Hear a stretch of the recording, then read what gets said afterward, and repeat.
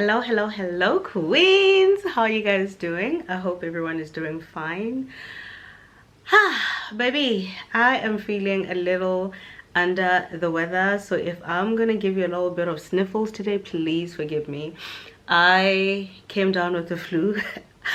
I think it was like on Tuesday or Wednesday, got really worse on Thursday, started feeling a little better yesterday, and today's a Saturday. I feel alive and 10 times better than I did on Wednesday and Thursday. So yeah, forgive that. If I'm sounding a little congested, it's because I am recovering. And I'm recovering. But anyway, if you're new over here, my name is Lydia. Don't forget to like, comment, and subscribe. Follow me on Instagram. It's Lydia_MSM, even though I haven't been there. And Pinterest and TikTok are at Styled by Lydia M. Welcome back, queen. But all the elements live rent free in my mind.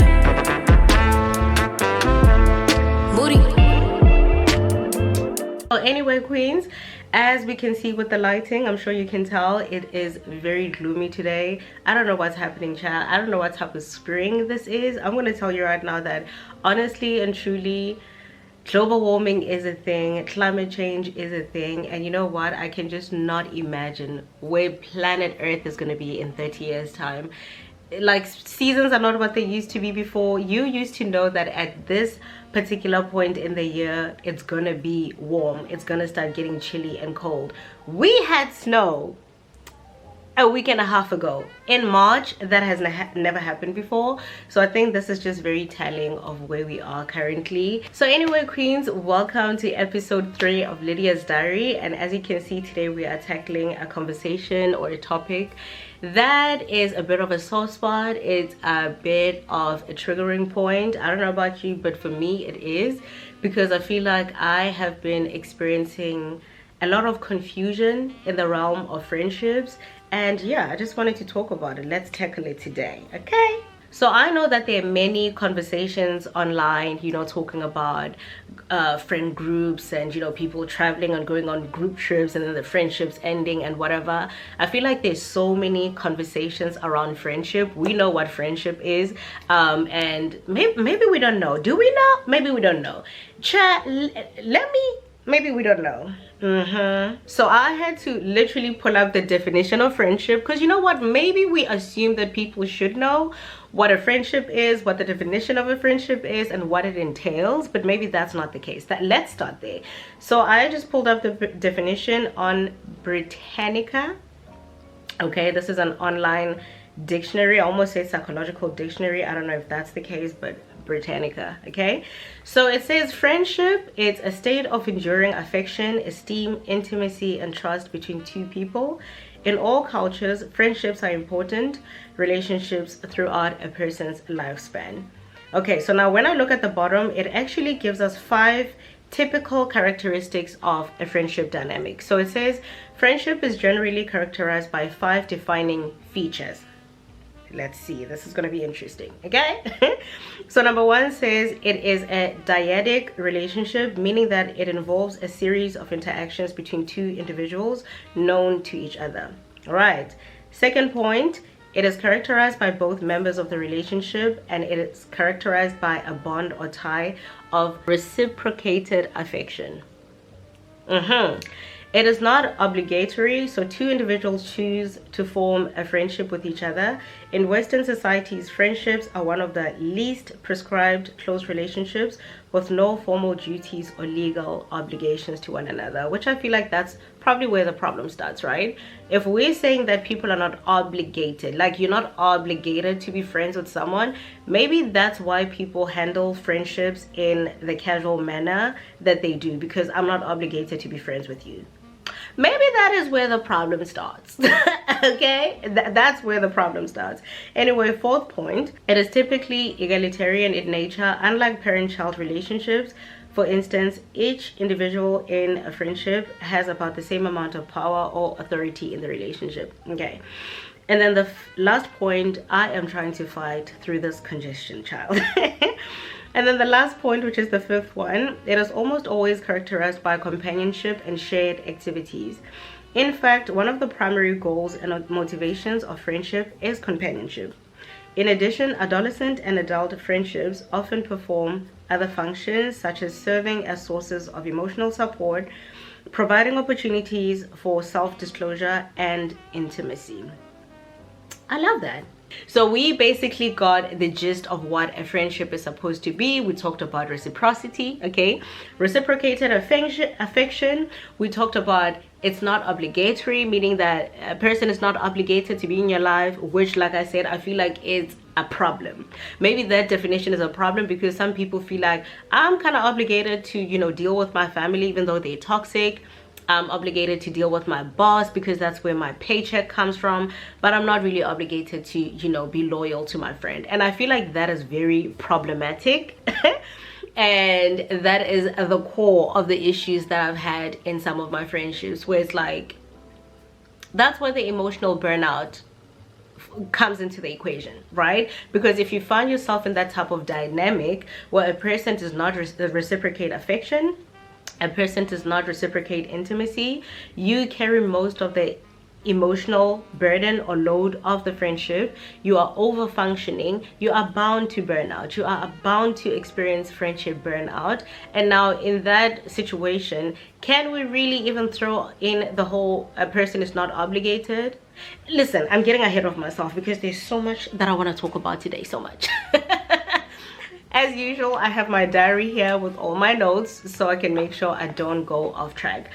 So in episode 3, we are going to talk about friendship burnout. And for me personally, I am tired. I am tired of being in positions where I am a good friend. And I think the tricky, challenging part for me with the friendships that I've experienced that, you know, have led me to a point where I was feeling emotionally drained is that the people will literally climb on top of any roof they can find to say, you're the most amazing friend I've ever had. Like, you have literally shown me what healthy friendship is. And then they go ahead and mistreat you. So I'm confused because I'm like, you just told me that I'm a good friend, but you are okay with treating me the way that you're treating me. I'm very confused. Like, what is happening over here? But let's not get ahead of ourselves. Let's not get ahead of ourselves. As I normally have to do, I have to give you a bit of backstory for me personally so that you can understand maybe where I got to a point of overfunctioning in friendships, correcting that in therapy and just healing and working through my own traumas, and getting to a point where I recognize that, hey, I don't really like the way this friendship is making me feel. I don't feel valued. I don't feel appreciated. I don't feel respected. And yeah, maybe it's time for me to reevaluate this friendship dynamic and actually decide if I want to be in it and I want to continue being on the receiving end of whatever this is. Okay, let's get into it. So to give you a bit of backstory, if you watched episode 2 of Lydia's diary, we're tackling something that was a little heavy. We're talking about motherhood anxiety and basically where it stems from in as far as I'm concerned. And I did mention the fact that growing up, I didn't really get that much emotional nurturing from the household. I knew that I was loved. I knew that I was cared for because, you know, I had basic needs that were met. But in as far as emotional things were concerned, you know, emotional nurturing, emotional security, being seen, being validated, and all of that, I never got that. So I think when I was still growing up and maturing, I didn't really understand, or I didn't really identify the link between my childhood and the way I maneuvered in adult friendships until I started going to therapy. And I think when I reached my late 20s and definitely when I crossed over into the 3-0 floor, okay, I always tell people, I'm like, there's something that happens to you. We talk about, you know, your frontal lobe develops at 25.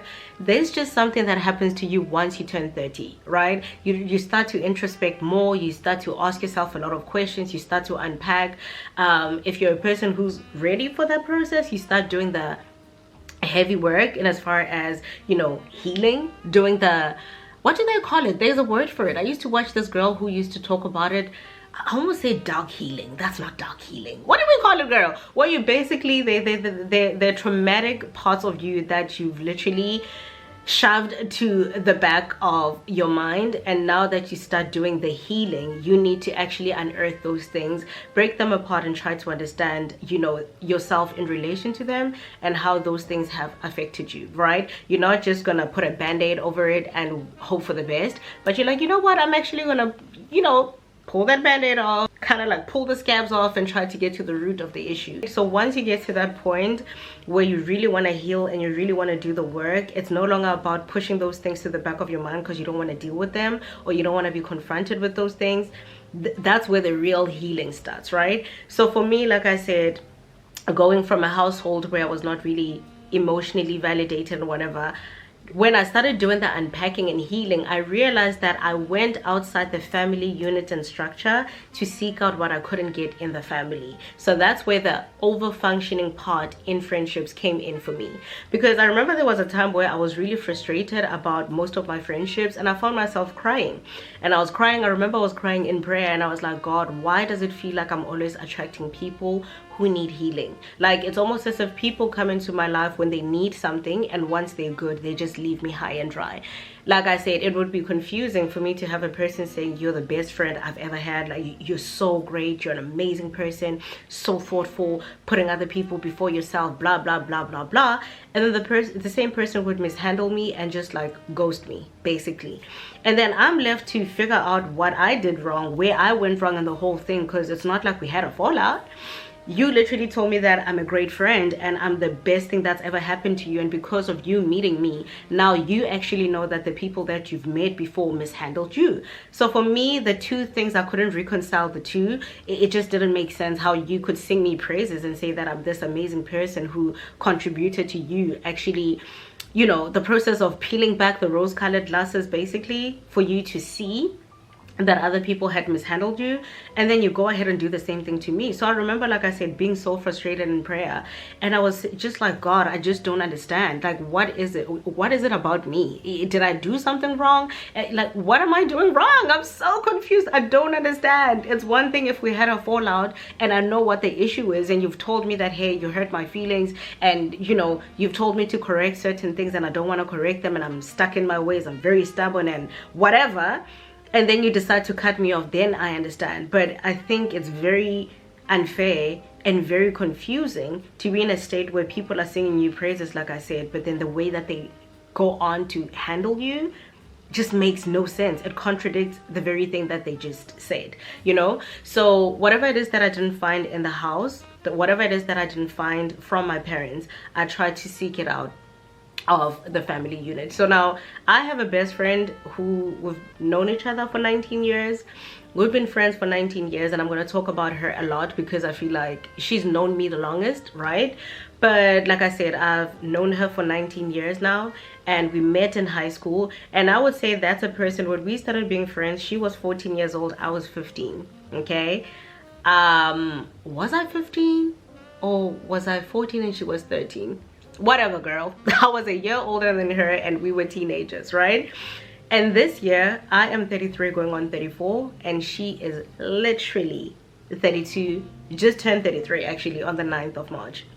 So you can imagine we started being friends when we were 15. So I feel like that's one person who has seen me going through different life stages. I've seen her going through different life stages. We went through our teen years together, went through our 20s together, and now we're in our 30s together, right? This is a person who's seen me throughout most of my transitions in life. So I'm mentioning her because I feel like, with reference to what I'm saying, that I tried to seek out what I couldn't find at home through her. We met in high school, so now you can imagine that I lashed onto her for dear life, that I have a sister, an older sister. We don't really have much of a relationship because, you know, she's 5 years older than me. If you watched episode 2, you would know the whole thing. She's 5 years older than me, and we're kind of brought up in a dynamic that she's older than me, therefore she should keep me at an arm's length. So it's only now that we're older, my sister is turning 39 this year, I'm turning 34 this year, that we're trying to form a relationship. We don't really talk much on the phone. Even sometimes when we get on the phone, it's very awkward because that foundation wasn't really laid by my parents, and we're kind of left to figure it out on our own, right? So because I have this sister in my house who is 5 years older than me, which in a typical household I think she would take me under her wing, but that didn't happen. So now when I became friends with my friend, I latched onto her for dear life. So I feel like she's seen so many different parts of me, the jealous part of me where I just didn't understand how she could have other friends because I should be her one and only friend, right? When we were still teenagers in high school, and then after high school I also still struggled with that just a bit when we got to uni, and I saw that she was more outgoing and she was forming other friendships, and I struggled with that. So for me it was just like, you're my safe space, like you're my safety net, because I don't really have this kind of dynamic with my sister. And I just, it was a very hard place for me to be in. But when I started doing the work and the healing, and I remember we had a conversation and I apologized to her, even though now it's way past that, but I found myself apologizing to her. I was like, I'm so sorry for handling you the way that I did when I was still growing up, because I didn't realize that the way that I was unhealthily attached to her was rooted in the fact that I was trying to find in her what I couldn't really find with my sister or even in the family dynamic. So I'm bringing this up so that you understand where that over-functioning part comes from. You didn't really get nurtured at home. You go outside the home, you try to figure it out on your own. Now you find yourself in a position where you're over-functioning. Now, if you're a person who overfunctions, typically you are going to find people who need those qualities and characteristics that you had. And I feel like I said, the Lord always encounters me in the shower. Okay, he always does. I was having so many of these conversations of being like, I don't understand why I keep attracting broken people. I like saying that, like, these people need some sort of love and nurturing and healing, and it's like once they get it, they just ghost me, but they claim that I'm a good friend. I don't understand. And I remember one of the days when I was in the shower, it's almost as if God was saying, do people continue going to a doctor once they find healing? They don't. I don't know where the thought came from when I was in the shower, but that has rang in my head since that day. People go to the doctor when they need healing. Why would they continue going to the doctor once they have found their healing? You're just gonna wait around and somebody else who needs that very thing comes to you. So for me, it was like, okay, now that I know this, what is it in me? Right? Not even from a very sad and soppy, oh my God, why me? But I was like, no, I really need to understand, what is it in me that I'm lacking, that I find fulfillment in being a person who's a band-aid for people who have scabs all over them and wounds and whatever. Like, what is it in me that's being what part of me is being stroked, if I can say that, or fulfilled or whatever, by me performing in this capacity and fulfilling this role, because it's leaving me empty. Because these people, again, with the analogy that I got when I was taking a shower, I'm a doctor, they coming in because they need healing. You know what, they're like, actually, now that I've healed, let me take one more for the road in case something happens along the road, because I'm not coming back here. So it's like you're pouring from an empty cup and nobody is pouring back into you. So now you're almost literally at a deficit and at a negative, right? So once I made that connection, like I said, I had to get to a point where my best friend and I had this conversation, and I apologized to her.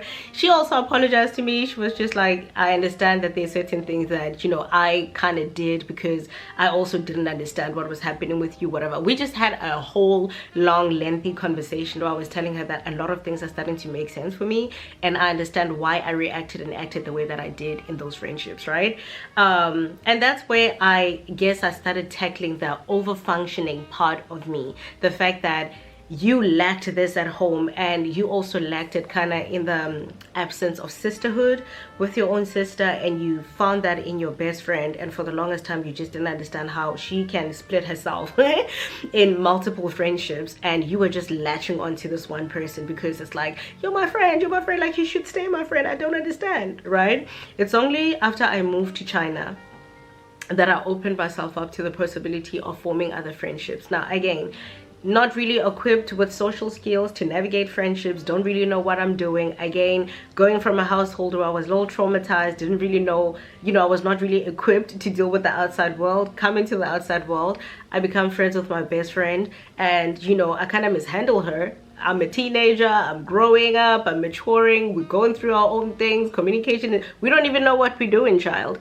And now going from that to moving to China when I'm 25 years old, and of course I'm in a foreign country, I have to make friends. I need to have some form of community, otherwise I'm just gonna lose my mind. So now that I'm here again, it's hard for me to navigate the whole dynamic of friendships. Not only do I have to figure out how to make new friends, which is a concept that is very foreign to me, because for me it was just like, I just need that one good friend, which I had found in my best friend, and I'm holding on to her. But now I'm in a completely different continent, on a completely different continent. Not only am I having to navigate, you know, the fear or the challenges of forming friendships, but I also have to do that in a foreign country. So I was blessed to be in the school that I was in when I first moved to China, because that's where I met two of my friends. We're still friends till today. One of them lives in Canada and the other lives in the UK. And we were just talking about this conversation with my other friend, where she was like, I'm going through a friendship breakup, and it made me appreciate friendships like you, where we literally haven't seen each other since 2019 when she left China, but we're still in contact, because it takes intentionality, right? So now I'm in a foreign country, navigating the whole thing, forming friendships, whatever. So I feel like I was forced to kind of grow faster once I moved to China. And with that being said, now that I'm navigating forming friendship as a young adult, moving into my mid-20s and then my late 20s, I grew a lot in China, and I will forever be grateful for this place. Moved here when I was 25, and I'm turning 34 this year. That is insane. That is crazy. So again, the over-functioning thing, I kind of did it when I also moved to China, right? It's like, okay, I need to make sure that I find a friend. When I find that friend, I need to earn my place. When I earn my place, I need to make sure they see my value and my worth. Over-functioning, overextending yourself, just over-performing, doing the absolute most. And it's only when I started going for therapy where I was able to work through those things and start understanding what was happening. So now, before we move further, let's look at the definition of over-functioning in a friendship. And of course, I had to look it up and see that over-functioning in friendships can definitely be a trauma response from your childhood situation. I pulled up this article that basically talks about childhood trauma, over-functioning, and disorders. Okay, so it basically says, over-functioning is a coping mechanism that allows us to manage our environment in the face of chaos and neglect. And then it also says that as an overfunctioner, you might find yourself constantly striving for perfection, trying to fix everything, or carrying an excessive burden, right?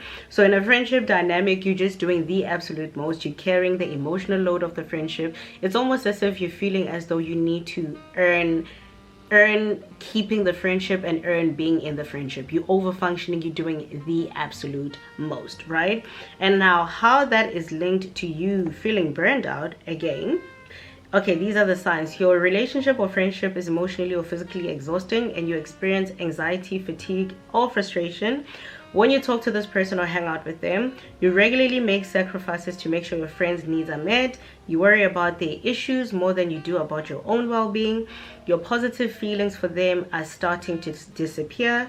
You can't be yourself around them, or you censor your thoughts and feelings. You don't get a chance to ask for their advice or support. Have you ever been in that friendship where you can get on a call with them with the intention of telling them about your day, but by the time you get off the phone, you didn't even say anything because it was just them going on and on and on and on and on about themselves? Have you ever also had a situation where you can get on a call, that person is going to ask you, hey, how was your day?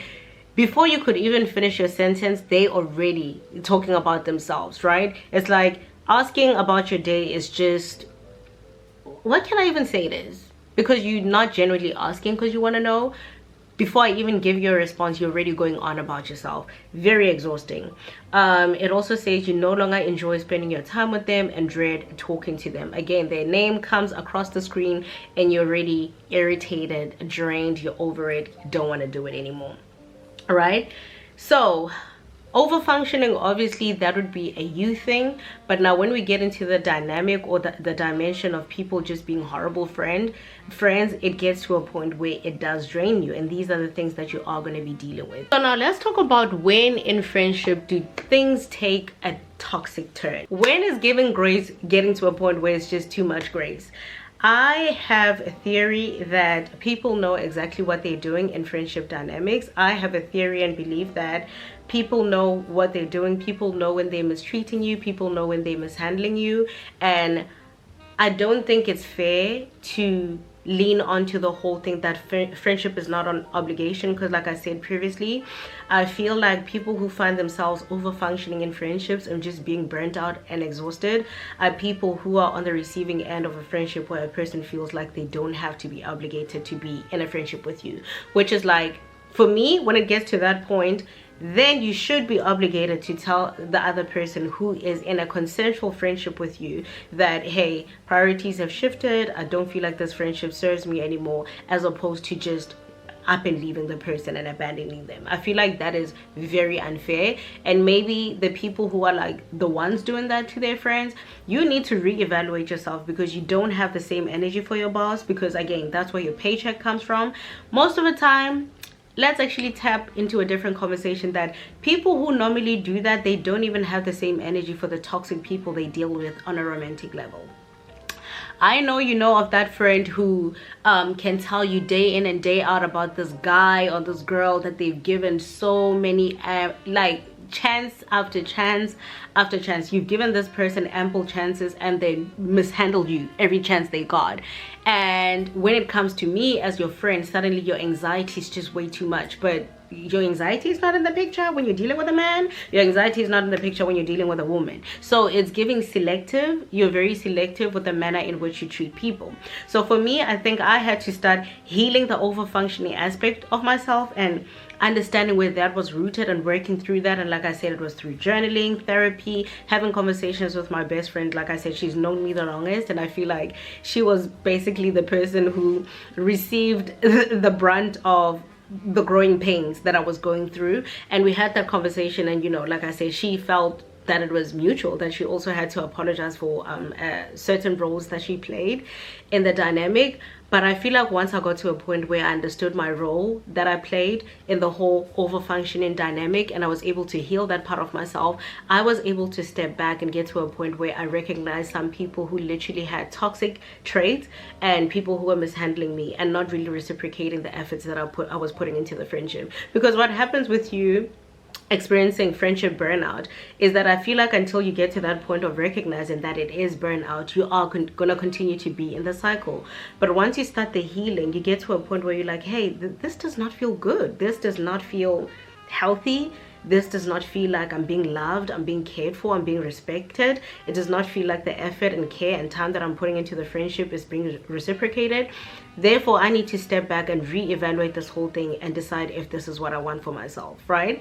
So for me, understanding what friendship burnout was and understanding the whole over-functioning dynamic and the fact that that was kind of linked to my childhood was what helped me in my healing journey and getting to a point where I was able to work through that. The whole analogy in the shower of understanding that I was putting myself in the role of being a doctor, and people who needed that healing and that love were coming to me, but it's like once they got what they wanted, they started leaving.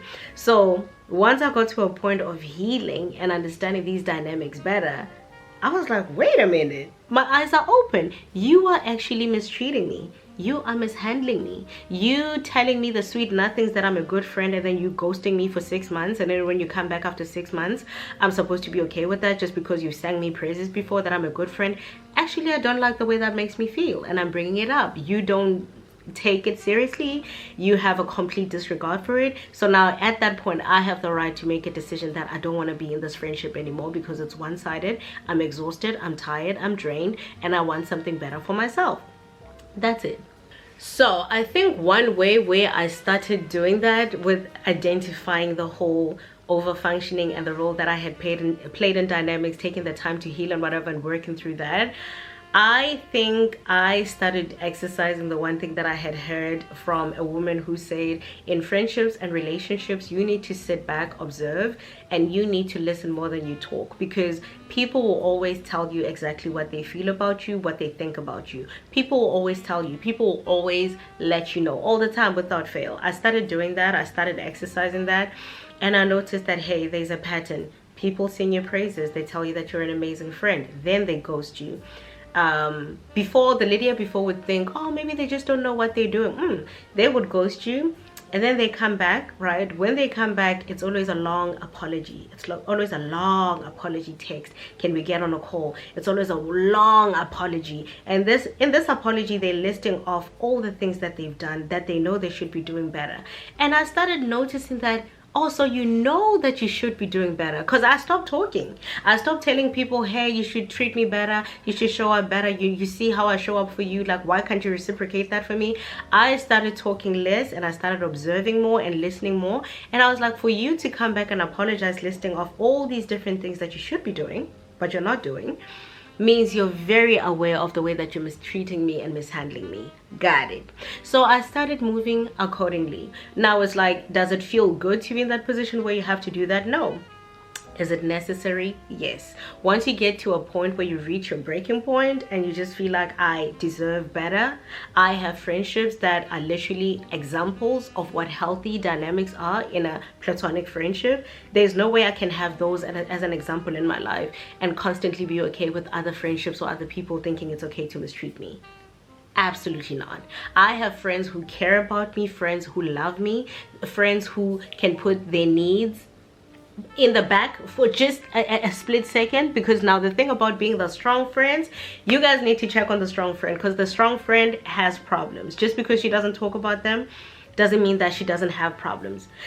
When you're the strong friend, you internalize a lot of your problems, you internalize a lot of things, and it takes people who are really observant and people who take time to actually learn you, people who take time to actually put themselves on the side just a little bit to care about you, to recognize that, hey, she actually does have problems. You just need to be there for her and learn to support her. Especially if you're a person who used to overfunction, you learn from a very young age to put other people's needs before your own. It's very hard to unlearn that as an adult, and it's like continuous effort that you need to put in to actually work through. So is it a thing that you should expect other people to read between the lines and, you know, imagine that, oh, she's going through something or she has problems? No. But that means that the people in your life should know you by then, that she's that strong, dependable friend. Therefore, she needs a person who can literally reciprocate the same kind of care and affection for her. So I am surrounded, like I said, with friends who love me, exemplary friends who've shown me what real care and compassion is. So now that I've healed and I'm still working through certain things, it's hard for me to accept breadcrumbs from people when I have a bakery over there from my friends who are honestly pouring into me just as much as I'm pouring into them. Now in the realm of giving grace, how much grace is too much grace in friendships? Because once you've dealt with one or two friendships where the dynamics are just very strange and you're left to figure a lot of things out on your own, that's toxic, that's unhealthy. So how much grace is too much grace in friendships and relationships? Because now it's kind of hard to extend grace to people when you know that they know what they're doing is wrong. They know what they're doing is wrong. And how do you know that? Or those long apology text messages that you get where you're like, you're listing off the things that I have mentioned before, knowing that you're cognizant of the fact that you're not being a good friend. So how much grace is too much grace? And how much grace gets to a point where literally you're putting on a clown costume and now you're at the circus? Like, when do we actually hold people accountable to the fact that they're horrible friends? Because the whole concept of I want to be a low maintenance friend is an AKA for I want to be almost cussed. I want to be a low vibrational friend, and I need you to still function at a high frequency and be okay with that. Like, I want to breadcrumb you as a friend. I want to breadcrumb you as a friend real bad, but I need you to still be grateful that at least I'm giving you my time. Excuse me? It's very hard to be able to accept that if you do have friends who are literally around you every day, pouring into you, showing you what real friendship is. It's very hard to deal with that. It's very hard to accept that, and it's like, how much grace is too much grace? Especially when you know for a fact that people are aware of how they're mistreating you. There's just no way on God's green earth that you can bring up conversations and address issues with people and they decide to keep acting in that manner, and you still need to, you know, exercise grace. Because I'm a child of God, all right, and I know what scripture says about, you know, love is kind and love is patient. Yes, 1 Corinthians 13, that's my favorite scripture. But at the same time, it says love is not self-seeking. So we can flip it around, right? And be like, you are being self-seeking if you're in a position where, you know what, everything has to be about you. When you don't care about other people and their feelings, it just has to be about how much grace is too much grace in friendships. When do we get to a point where we recognize toxic behavior for being toxic behavior and being like, I don't need to deal with it? You're not pouring back into me. You're not reciprocating anything. You are draining me. Every time we get on a call, when it's time for you to vent, I get it. It's time for you to vent. It's time. There is always something going on with you. You cannot be a friend to anyone, but you expect to. Excuse me? No. Get his suppose I am. I'm good. You reach a certain stage of your healing where, and for me, I honestly hate this for myself, because I was having this conversation with my friend recently, my best friend, like I said, of 19 years, and she said to me, Lydia, I think you need to start being selfish. I said, what do you mean? She said, I have observed things in person, and I have observed, in passing. I've also heard with certain things that you have said. I think people are taking advantage of you. I've seen it happen with my own eyes. It's not just off of even the things that I've told her. She's observed certain things, and she would list off examples. And she told me, she said, you need to start being selfish. Now, even when we step into that realm, why must I change the person that I am just because people around you are not okay? So for me, I've reached a point in my life where instead of me having to change myself into a person I'm not a selfish person in friendships. I'm a very caring person. I'm a loving person. And like I'm telling you, every person will tell me I'm a great friend, I'm a great this, great that, but they turn around and ghost me or mishandle me or whatever. So now it's like to be told that by your best friend of 19 years who's seen you grow from the time you were 15 years old till now I'm about to turn 34.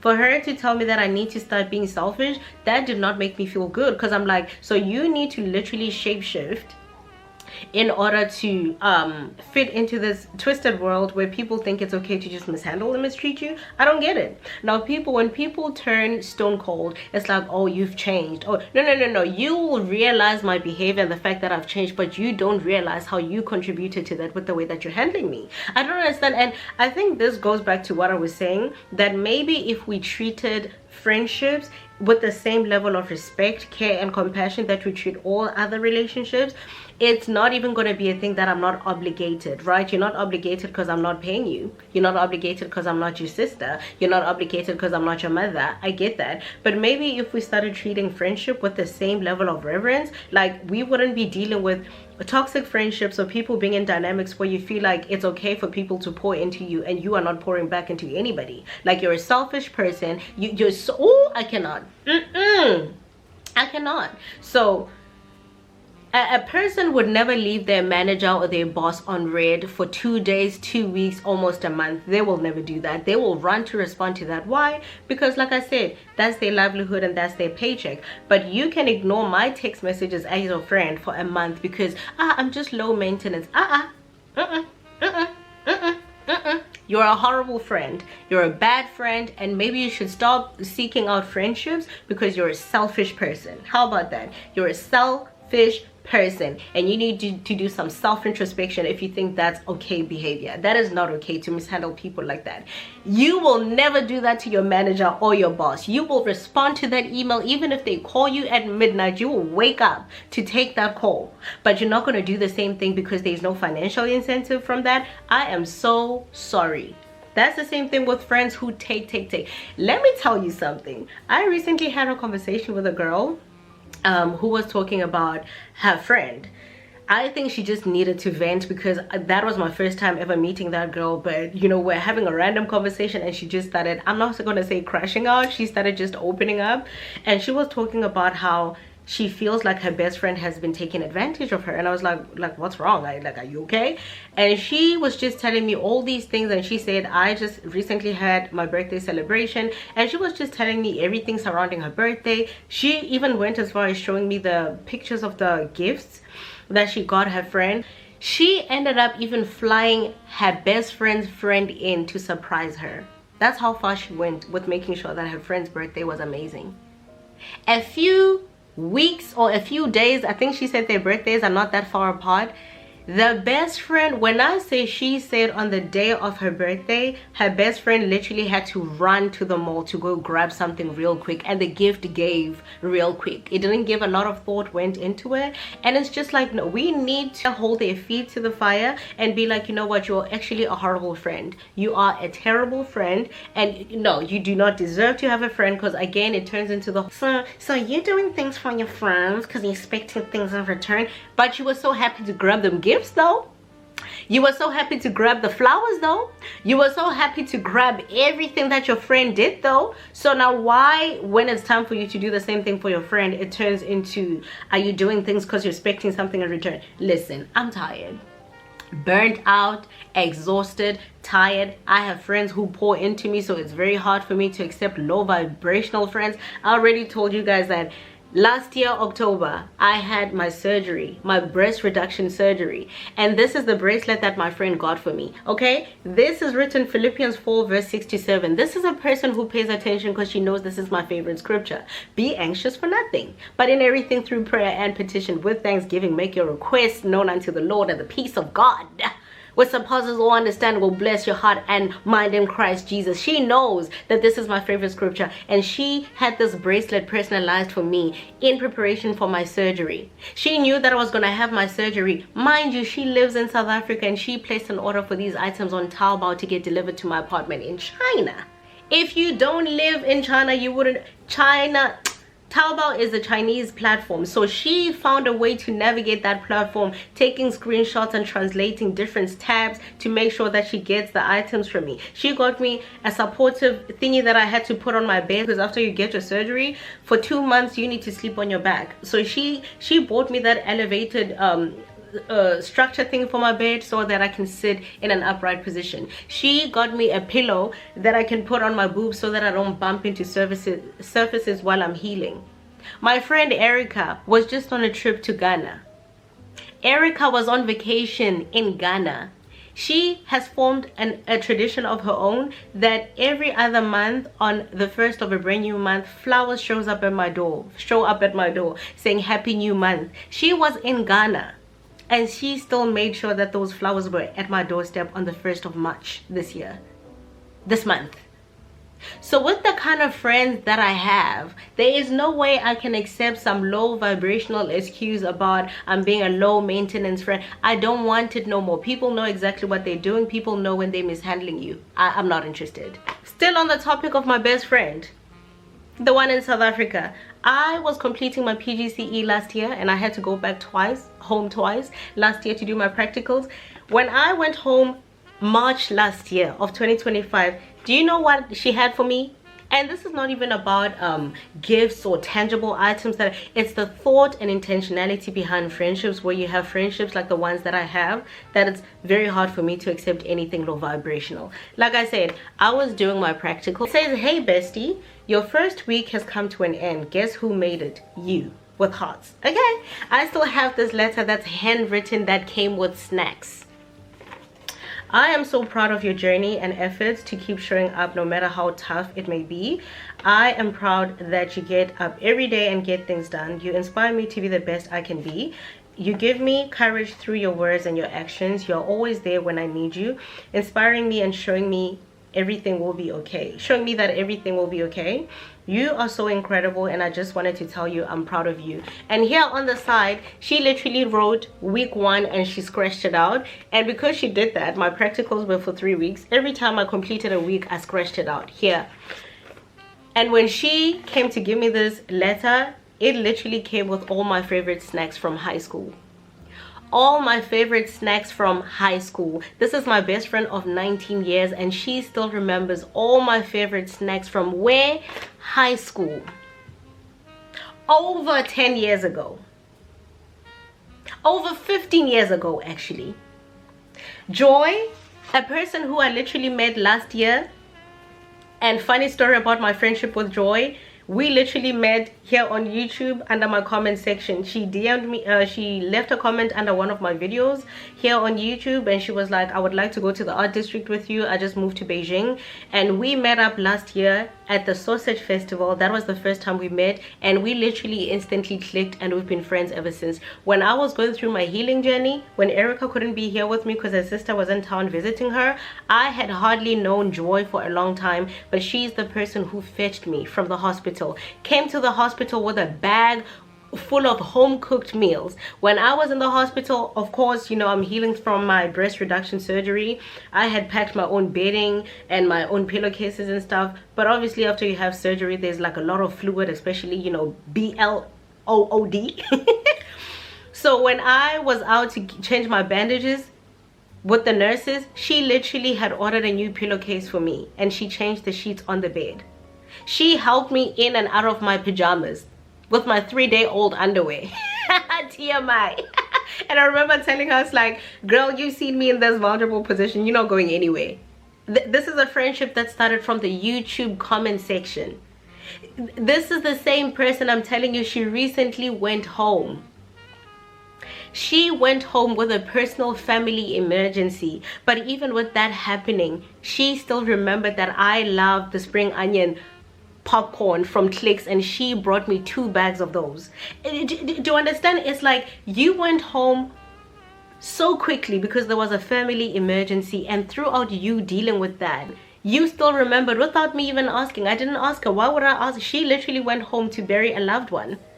She still remembered when she was home that I once mentioned it. I was even asking her, when did I even mention that I love these? She came to my apartment for a sleepover, and out of her bag came these 2 big bags of Jumping Jag popcorns because she knew that I like those. So now if these are the type of friends, recently for Valentine's, she gifted me packing cubes because we had a conversation where I told her I struggle to pack my luggage, it's always overweight. She said, absolutely not. Don't you have packing cubes? No, I don't. On Valentine's Day, she gifted me shoes and packing cubes in preparation for my trips. So it's not about the things that they did for me, but it's the fact that they're very thoughtful and intentional. These are people who are intentional about being in my life. But guess what? That's because it's a reflection of the type of friend I'm also to them.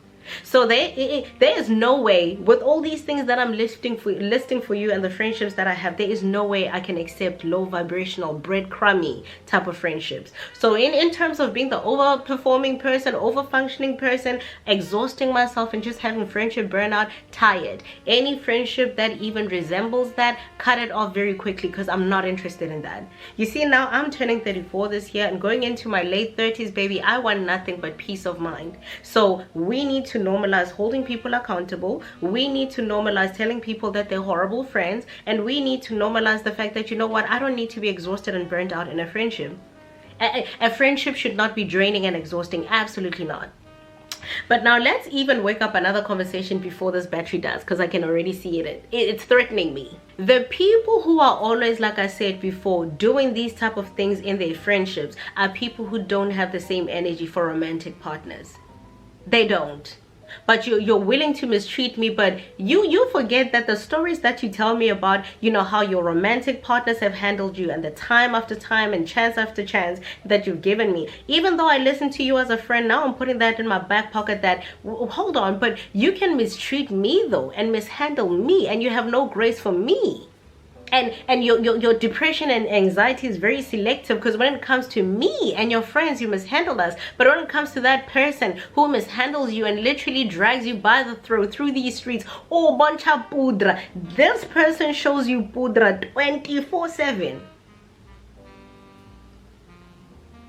But you can still drag your friends and mishandle them. I'm just not interested. I'm at this phase in my life where I'm not interested, girl. I am not interested, boy. I'm not interested. I'm at a point in my life where I'm happy and content with the friendships that I have, and anything that resembles toxicity and healthy vibrations, I'm not interested. You can keep it. Somebody else can have it. I don't want it.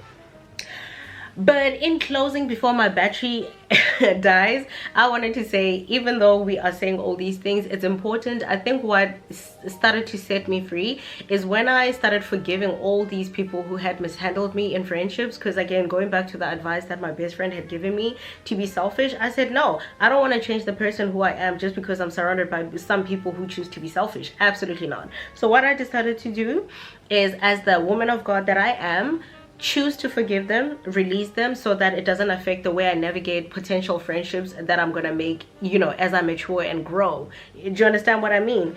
So I obviously, you know, Habits of a Godly Woman by Joyce Meyer. Love this book.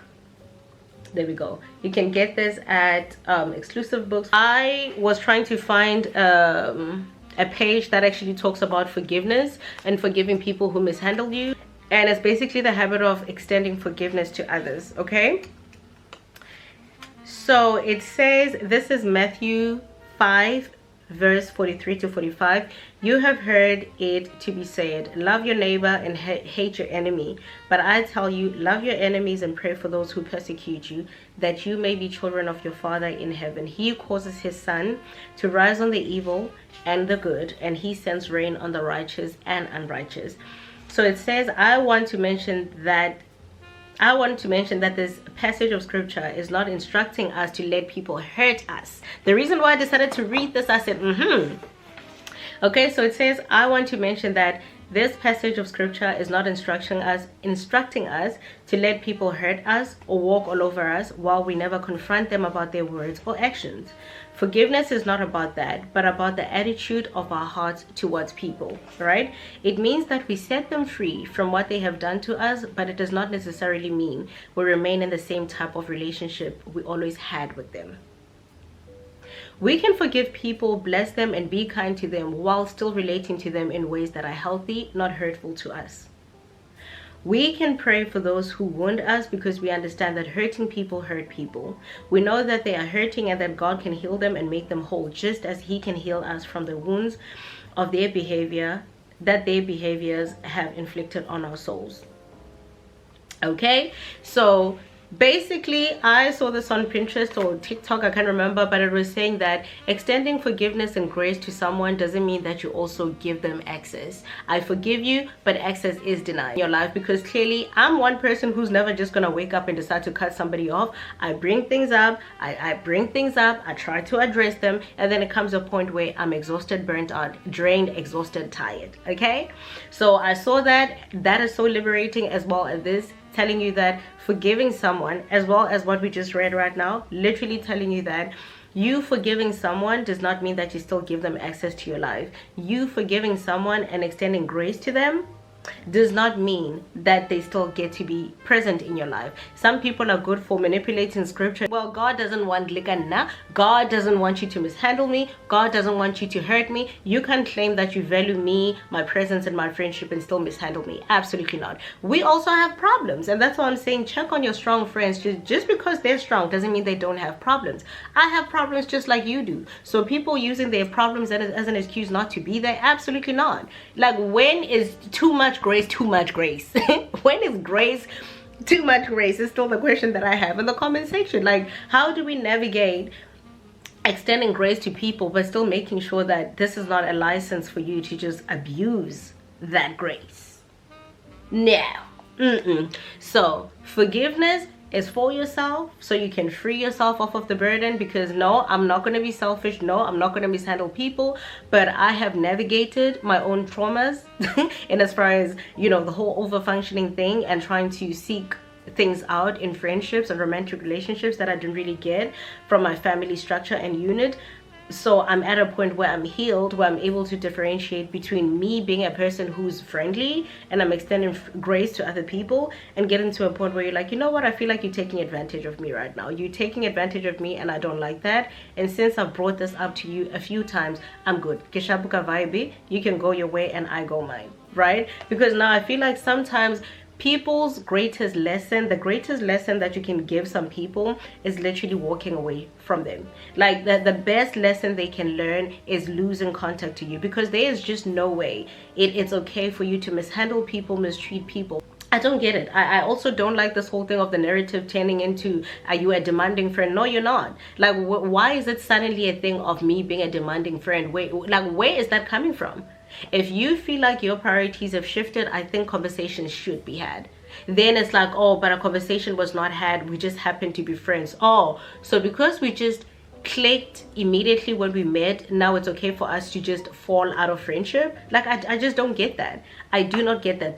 The same respect that you give your boss because a paycheck is attached to that respect, you should respect your friends either way. Because now if your friend decides that, you know what, I'm just gonna go cold turkey on you and cut you off because I brought this up to you several times and you don't care to change, then it shouldn't be framed as they are a horrible friend.